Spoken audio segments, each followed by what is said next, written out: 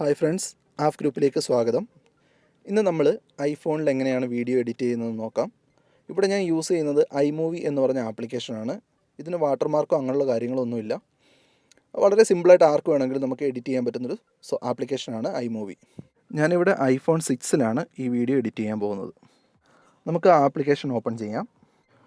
Open ചെയ്യുമ്പോൾ ഇതുപോലെ ഒരു പ്ലസ് ഐക്കൺ കാണിക്കും, അതിൽ ക്ലിക്ക് ചെയ്യുക. അപ്പോൾ അവിടെ ഉണ്ട് ക്രിയേറ്റ് മൂവിയാണോ ട്രെയിലറാണോ, മൂവി സെലക്ട് ചെയ്യുക.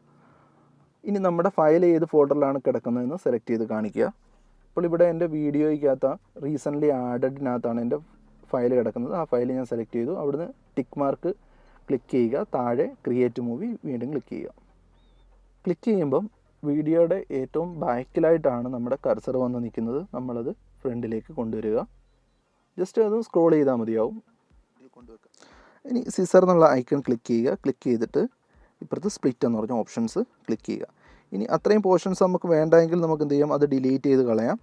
ഇനി ഈ ഡിലീറ്റ് ചെയ്തത് അൺഡു ചെയ്യണമെങ്കിൽ മുകളിൽ അൺഡു ഐക്കൺ ഉണ്ട്, അത് ക്ലിക്ക് ചെയ്താൽ മതിയാവും. ഇനി നമുക്കൊരു മിഡ് ഏരിയയിലാണ് നമുക്കിത് കട്ട് ചെയ്യണമെന്നുണ്ടെങ്കിൽ ആദ്യം നമ്മൾ എവിടെയാണോ ഫസ്റ്റ് പോയിൻ്റ് വെക്കേണ്ടത് ആ കർസർ അവിടെ സെലക്ട് ചെയ്യുക, അവിടെ സ്പ്ലിറ്റ് കൊടുക്കുക. ഇനി അടുത്ത പോയിൻ്റ് ഏതാണെന്ന് വെച്ചാൽ സെലക്ട് ചെയ്തിട്ട് അവിടെയും കർസർ വെച്ചിട്ട് സ്പ്ലിറ്റ് ചെയ്യുക. എന്നിട്ട് ആ പോർഷൻസ് മാത്രം നമുക്ക് റിമൂവ് ചെയ്യാൻ പറ്റും.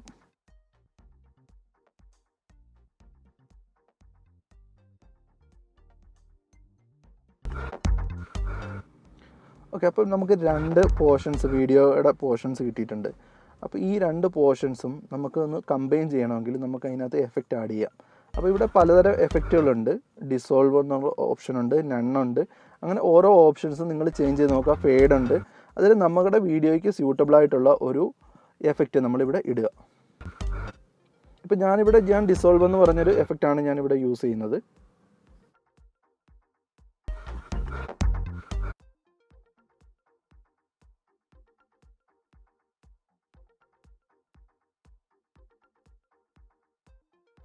ഇപ്പോൾ നമ്മൾ വീഡിയോ കട്ട് ചെയ്ത പോലെ തന്നെ നമ്മുടെ ഓഡിയോയും നമുക്ക് കട്ട് ചെയ്യാൻ പറ്റും. അതിന് നമ്മൾ സെലക്ട് ചെയ്തിട്ട് ഡിറ്റാച്ച് കൊടുക്കുക. ഡിറ്റാച്ച് കൊടുക്കുമ്പോൾ എന്ത് ചെയ്യും, ഓഡിയോ ഫയൽ സെപ്പറേറ്റ് ആയിട്ട് മാറി വരും. ഇനി ആ ഓഡിയോ ഫയലിൻ്റെ ഏത് പോർഷനാണ് നമുക്ക് കട്ട് ചെയ്ത് കളയേണ്ടത് ആ പോർഷനിൽ കൊണ്ടുപോയി കർസർ വെച്ചിട്ട് അവിടെ സ്പ്ലിറ്റ് ചെയ്യുക. നേരത്തെ പറഞ്ഞ പോലെ തന്നെ വീഡിയോ എങ്ങനെയാണോ കട്ട് ചെയ്ത് അതേപോലെ തന്നെ നമുക്ക് ഓഡിയോ ഫയലും കട്ട് ചെയ്യാൻ പറ്റും.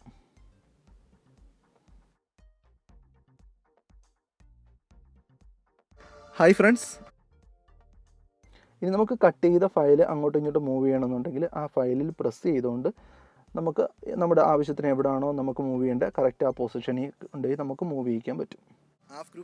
ഇനി നമ്മുടെ ഈ വീഡിയോയുടെ ഓഡിയോ കുറച്ച് വോളിയം കൂട്ടണമെങ്കിലോ കുറയ്ക്കണമെങ്കിലോ അതിനനുസരിച്ച് നമുക്ക് ഈ ഓഡിയോ ബട്ടണിൽ ക്ലിക്ക് ചെയ്യുക, അങ്ങോട്ടും ഇങ്ങോട്ടും സ്ക്രോൾ ചെയ്യുക. നമ്മുടെ ആവശ്യത്തിന് എവിടെയാണോ വേണ്ടത് ആ പോയിന്റ് സെറ്റ് ചെയ്യുക.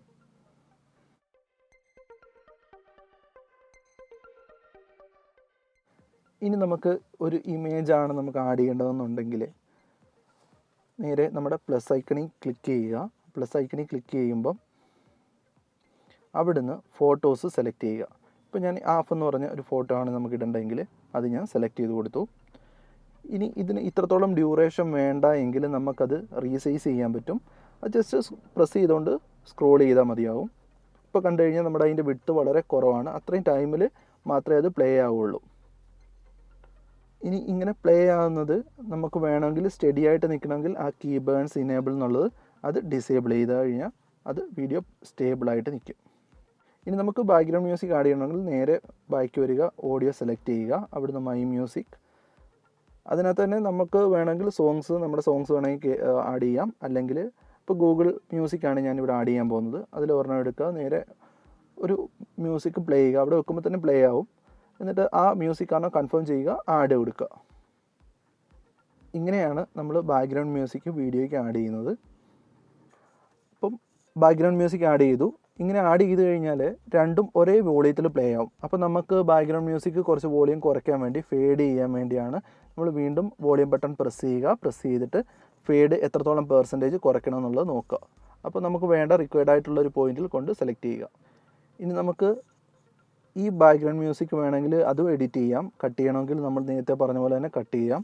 ഇനി അവിടെ കട്ട് ചെയ്തിട്ട് വേറെ മ്യൂസിക് ആഡ് ചെയ്യണമെങ്കിൽ ഇതേ സെയിം പ്രൊസീജിയർ തന്നെ.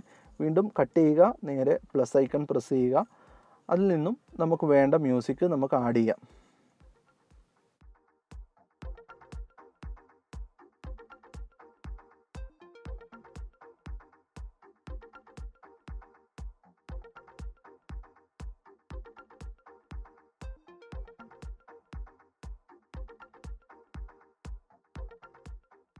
ഓക്കെ, അപ്പോൾ നമുക്ക് ഇനി ഈ സ്പീഡ് കൺട്രോൾ ചെയ്യാൻ വേണ്ടി ഇപ്പോൾ കുറച്ച് ഫാസ്റ്റ് ആകണോ സ്ലോ ആകണോ അതിന് വേണ്ടി നമുക്ക് ഫയൽ സെലക്ട് ചെയ്തിട്ട് ഒരു ടൈമർ ഐക്കൺ കാണാം. ആ ടൈമർ ഐക്കണിൽ ക്ലിക്ക് ചെയ്യുക. ക്ലിക്ക് ചെയ്യുമ്പം നമുക്ക് എത്രത്തോളം ഫാസ്റ്റ് ആകണോ അല്ലെങ്കിൽ അത് സ്ലോ ആക്കണോ എന്നുള്ളത് നോക്കിയിട്ട് അതിനനുസരിച്ച് നമുക്ക് സെറ്റ് ചെയ്യാൻ പറ്റുന്നതാണ്.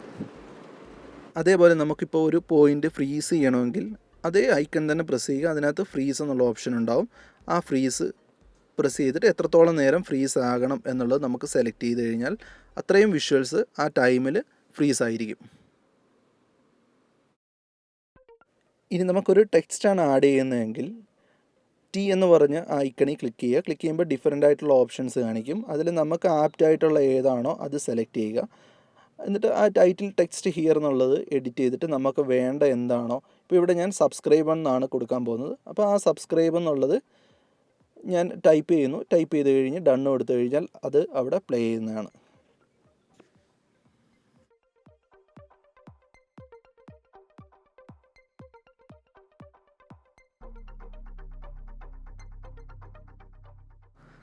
അതേപോലെ നമുക്ക് പല എഫക്റ്റുകളും ആഡ് ചെയ്യാൻ പറ്റും. അതിന് ഈ ഐക്കൺ ക്ലിക്ക് ചെയ്യുക.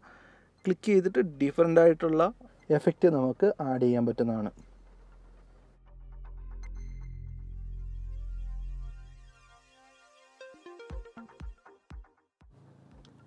അതേപോലെ ഈ മുകളിൽ കാണുന്ന സെറ്റിങ്സ് ബട്ടൺ പ്രസ് ചെയ്ത് കഴിഞ്ഞാലും ഇതേപോലെ എഫക്റ്റുകൾ, ഫേഡ് ഇൻ, ഫേഡ് ഔട്ട് അങ്ങനെയുള്ള കുറേ ഓപ്ഷൻസ് നമുക്ക് കിട്ടുന്നതാണ്. അത് നിങ്ങൾ ട്രൈ ചെയ്ത് നോക്കുക.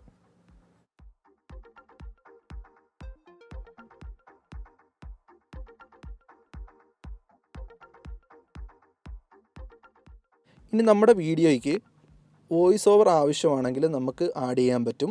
അതിനുവേണ്ടി നമ്മുടെ പ്ലസ് ഐക്കൺ വീണ്ടും ക്ലിക്ക് ചെയ്യുക. ക്ലിക്ക് ചെയ്തിട്ട് നേരെ വോയിസ് ഓവർ എന്നുള്ള ഓപ്ഷൻ കാണിക്കും. ആ വോയിസ് ഓവറിൽ വരിക.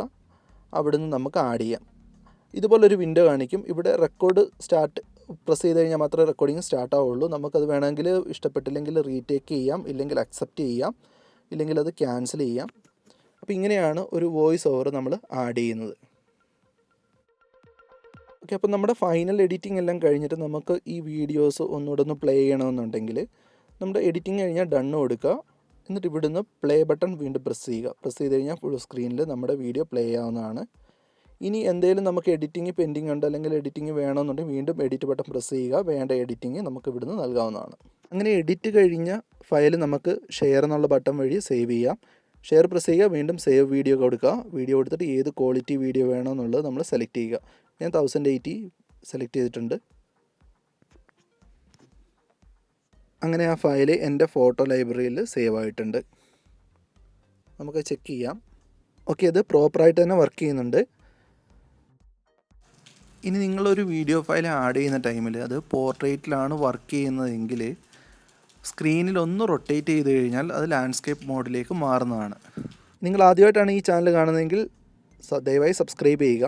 നിങ്ങളുടെ ഫ്രണ്ട്സിന് ഷെയർ ചെയ്ത് കൊടുക്കുക. Okay, thank you.